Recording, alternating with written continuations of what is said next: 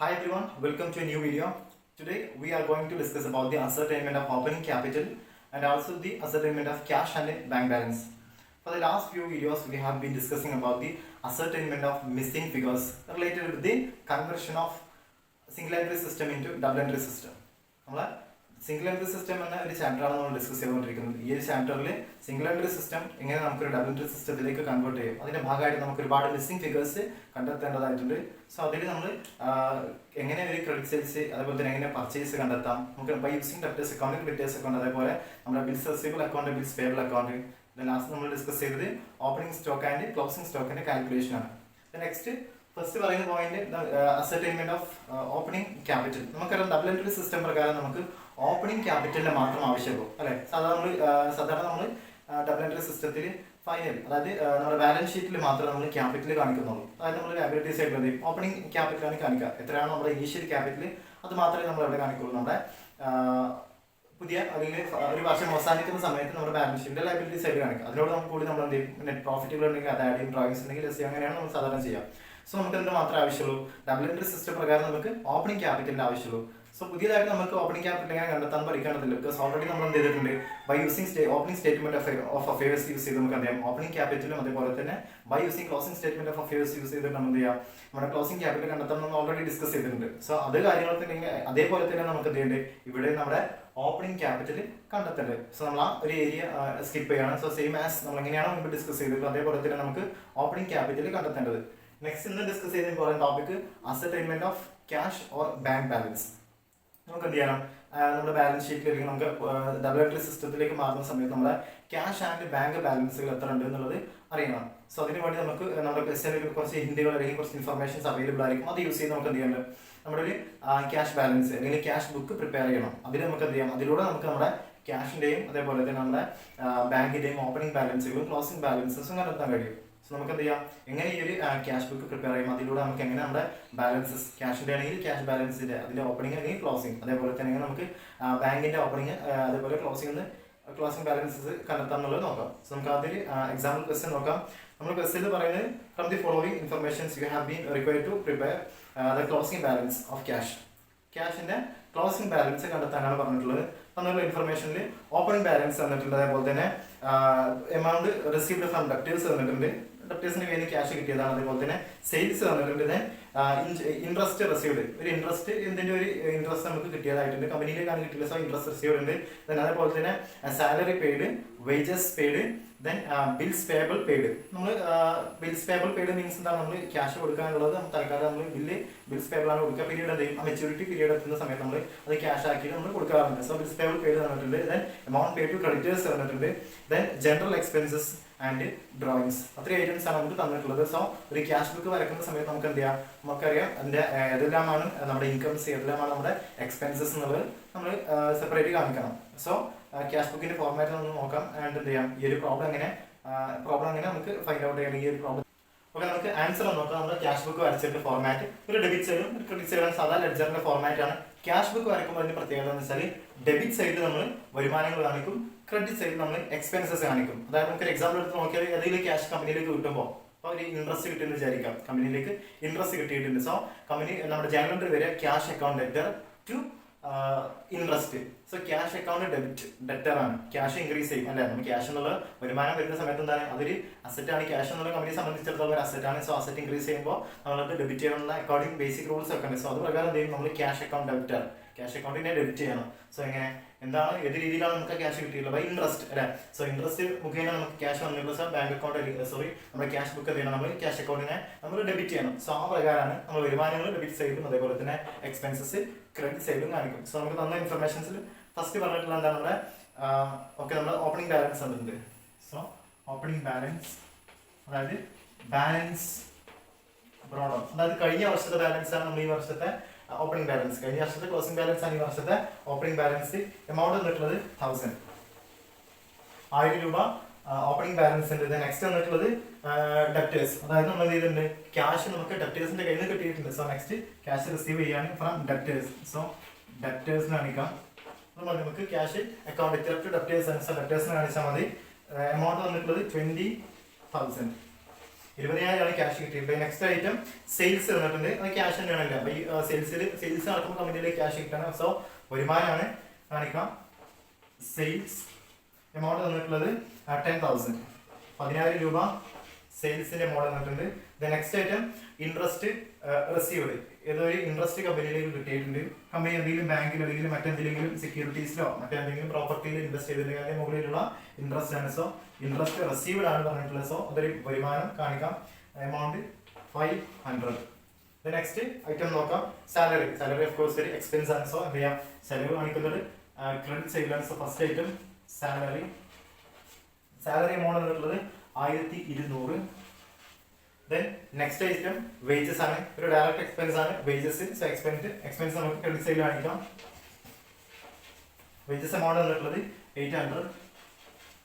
Next item bills payable paid, അതായത് ബില്ലിന്റെ മുകളിലുള്ള ക്യാഷ് പേ ചെയ്തു എന്നാണ് പറയുന്നത്. ക്രെഡിറ്റേഴ്സിന് അല്ലെങ്കിൽ നമ്മൾ ആർക്കാണ് ക്യാഷ് കൊടുക്കുന്നത് എന്ത് ചെയ്യാൻ കൊടുത്തതായി പറയണം. So bills payable paid is an expense amount credit സൈഡിൽ കാണിക്കാം. ബിൽസ് പേബിൾ കൊടുത്തതാണ്. So amount 11,000. Next item amount paid to creditors. Of course expense ആണ്. ക്രെഡിറ്റേഴ്സിന് നമ്മൾ ക്യാഷ് കൊടുക്കുകയാണ്. സോ ക്രെഡിറ്റേഴ്സ് ക്യാഷ് പോവാണ്. എമൗണ്ട് 14,000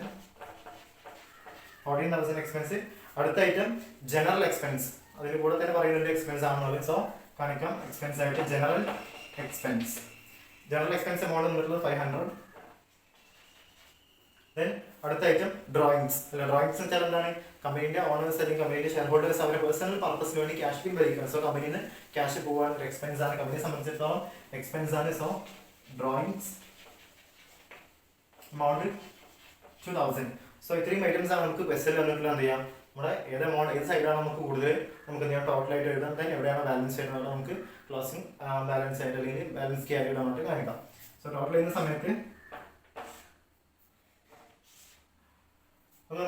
സമയത്ത് നമ്മുടെ ഡെബിറ്റ് സൈഡ് ആയിരിക്കും കൂടുതൽ, അതായത് വരുമാനത്തിന്റെ സൈഡ് ആയിരിക്കും ഈ ഒരു ക്വസ്റ്റ്യൻ കൂടുതൽ ഉണ്ടായിരിക്കും. അതായത് ടോട്ടല് 31,500, 31,500 ആണ് നമ്മളെ ടോട്ടൽ എമൗണ്ട്. സോ ഡെബിറ്റ് സൈഡാണ് കൂടുതൽ, അതായത് വരുമാനത്തിന്റെ സൈഡാണ് കൂടുതൽ.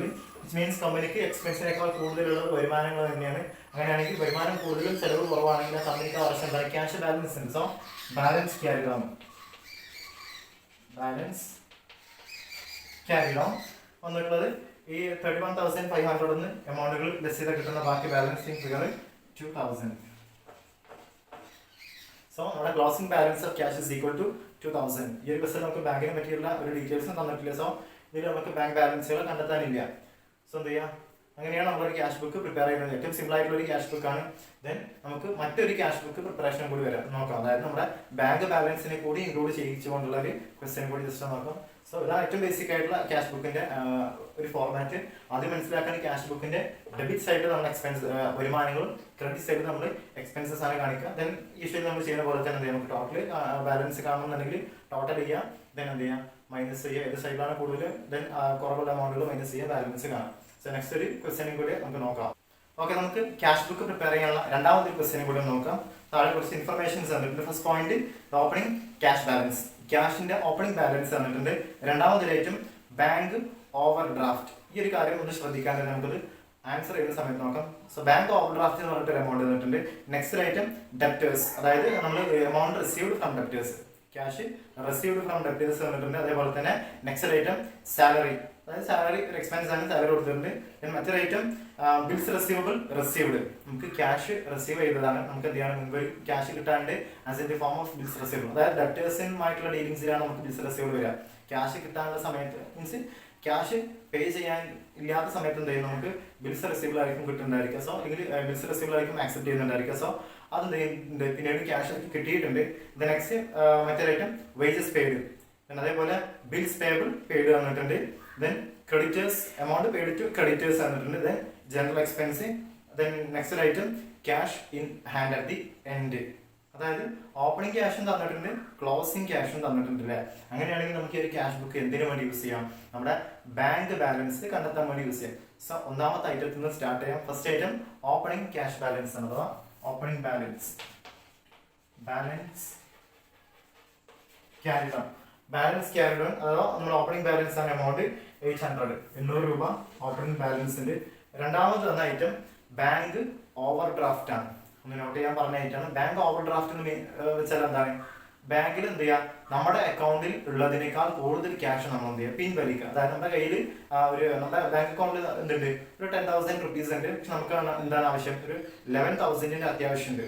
അപ്പൊ എന്ത് ചെയ്യാം, നമുക്ക് ബാങ്കിൽ നിന്ന് കിട്ടുന്ന ഒരു അഡീഷണൽ ബെനിഫിറ്റ് ആണ്. എല്ലാ അക്കൗണ്ട് ഹോൾഡേഴ്സിനും കിട്ടുന്നതല്ല. കമ്പനിയുമായിട്ട് ബാങ്കിന് അത്ര നല്ല വിശ്വാസമുള്ള കസ്റ്റമേഴ്സിന് മാത്രം പ്രൊവൈഡ് ചെയ്യുന്ന ഒരു ഫെസിലിറ്റിയാണ്. സാധാരണ ബിസിനസ് ഫീൽഡിൽ വർക്ക് ചെയ്യുന്ന ആളുകൾക്കൊക്കെയാണ് ഈ ഒരു ഫെസിലിറ്റി ഉണ്ടായിരിക്കുക.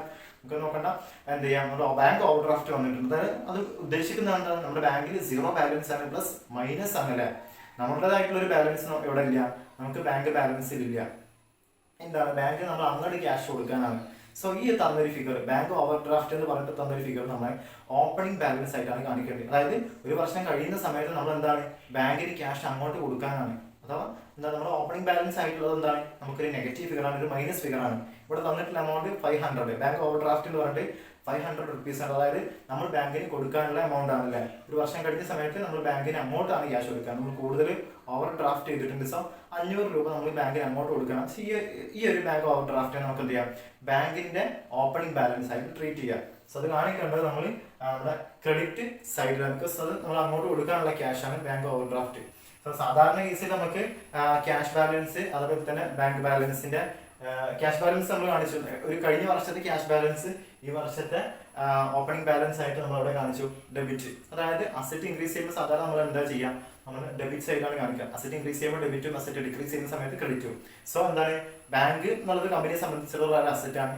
അതെന്തല്ല, അത് ഇൻക്രീസ് അല്ല, അത് ഡിക്രീസ് ആണ് ചെയ്തിട്ടുള്ളത്. 5000 മൈനസ് ഫിഗർ ആയിട്ട് ഡിക്രീസ് ആണ് ചെയ്തിട്ടുള്ളത്. അതുകൊണ്ട് ആ എമൗണ്ട് നമ്മൾ ഓപ്പണിംഗ് ബാലൻസ് എവിടെയാണ് കാണിക്കേണ്ടത്, നമ്മുടെ ക്രെഡിറ്റ് സൈഡിലാണ്. അതിന്റെ റീസൺ എത്രയേ ഉള്ളൂ, അസറ്റ് ഇൻക്രീസ് ചെയ്യുന്ന സമയത്ത് നമ്മൾ ഡെബിറ്റ് ചെയ്യും, അസറ്റ് ഡിക്രീസ് ചെയ്യുന്ന സമയത്ത് നമ്മൾ ക്രെഡിറ്റ് ചെയ്യും. സോ ഓപ്പണിംഗ് ബാലൻസ് ആയിട്ട് എന്ത് ചെയ്യാം, നമ്മൾ ബാങ്ക് ഓവർ ഡ്രാഫ്റ്റിനെ കാണിക്കുക ബൈ ഓപ്പണിംഗ് ബാലൻസ്, അല്ലെങ്കിൽ ബാലൻസ് ബ്രോഡ് ഡൗൺ.